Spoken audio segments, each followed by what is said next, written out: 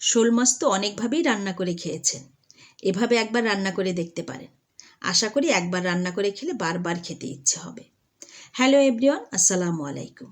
আমি লাকি বরাবরের মতো নতুন একটি রেসিপি নিয়ে চলে এসেছি। এখানে আমি আমার মায়ের রেসিপিতে শোল মাছ রান্না করেছি। তাহলে চলুন রান্নায় চলে যাই।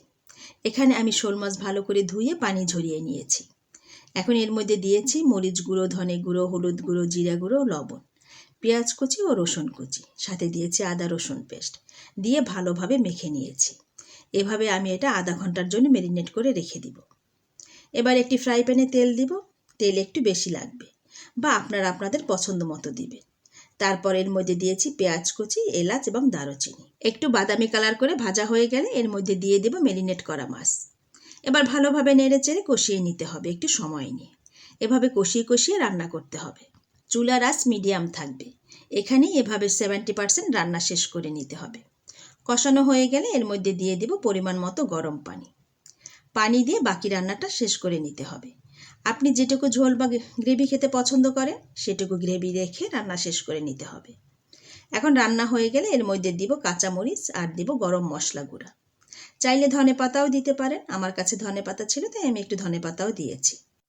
মোট কথা, মাংস রান্না করতে যে মশলাগুলো লাগে সেই মশলা দিয়েই এই রান্নাটা করে নিতে হবে। অনেক বছর পর এখানে শোল মাছ পেয়েছি। শোল মাছ কেটে ধুয়ে তারপর আমি আমার আম্মাকে ফোন দিয়েছি। আমার আম্মার হাতের এই রেসিপিটা আমাদের বাসার সবাই ভীষণ পছন্দ করে খেতেন। আমার দাদু সহ আমার বাপ চাচাদের ভীষণ পছন্দের একটি আইটেম ছিল এটা। আমরাও খুব পছন্দ করে খেতাম। তো আম্মাকে ফোন দিয়ে রেসিপিটা জেনে নিয়ে রান্না করেছি। আম্মা অবশ্য বলে দিয়েছিলেন মাছের পরিমাণ বুঝে মশলা দিতে, যেন অতিরিক্ত মশলা হয়ে না যায়। আমার অবশ্য পেঁয়াজ একটু বেশি হয়ে গিয়েছিল, কিন্তু কোনো সমস্যা নেই, খেতে অসম্ভব মজা হয়েছিল। অনেক অনেক ধন্যবাদ আম্মাকে। আমার বাসার সবাই খুব পছন্দ করে খেয়েছে, আলহামদুলিল্লাহ। আপনারাও এভাবে রান্না করে দেখতে পারেন, আশা করি নিরাশ হবেন না। সবার কাছে অনুরোধ রইল, একবার অন্তত এই রেসিপিটা করে দেখবেন।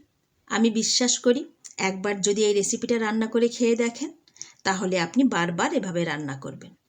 আর এভাবে রান্না করলে আপনার বাসার সবাই খুবই পছন্দ করে খাবে। আর এই রেসিপিটা একবার যাকে রান্না করে খাওয়াবেন সে আবার আপনার হাতের এই রেসিপিটা খেতে চাইবে। সবার কাছে ক্ষমা চেয়ে নিচ্ছি, আমি এই রেসিপিটা সেভাবে ভিডিও করতে পারিনি, কারণ তখন আমি ভাবিনি যে এটা দিয়ে একটি প্রপার রেসিপি তৈরি করব। ইনশাআল্লাহ অন্য কোনো এক সময় এই রেসিপিটা আমি সুন্দরভাবে তৈরি করে দেখাবো। ধন্যবাদ সবাইকে সাথে থাকার জন্য। ভালো থাকবেন সবাই। আমাদের জন্য দোয়া করবেন। আপনাদের সবার জন্য রইল অনেক অনেক দোয়া এবং ভালোবাসা। আল্লাহ হাফেজ। আসসালামু আলাইকুম।